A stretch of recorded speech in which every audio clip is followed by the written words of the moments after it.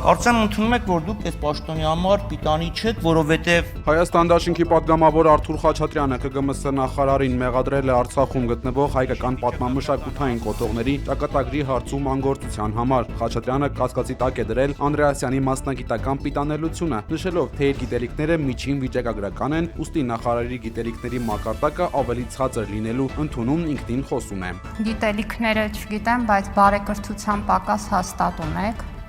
եւ խորհուրդ եմ տալիս հիշել, որ դուք պատգամավոր եք եւ խոսում եք ազգային ժողովի ամբիոնից։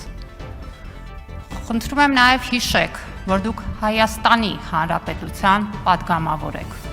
եւ Հայաստանի Հանրապետությունը ունի միջազգայինորեն ճանաչված սահմաններ եւ Հայաստանի Հանրապետության լիազոր պետական մարմինները պետք է անեն ամեն ինչ իրենց տիրույթում գտնվող Հայաստանի Հանրապետության նշված ոլորտի հարցերը լուծելու համար։ Այս պարզ ճշմարտությունը հասկանալը կարծում եմ բարդ չի։ Ու եթե ձեր գիտելիքն ու կրթությունը չեն հերիքել, որ դուք դա հասկանաք, հրավիրում եմ ոչ ֆորմալ կրթական դասընթացների դա ձեզ բացատրել։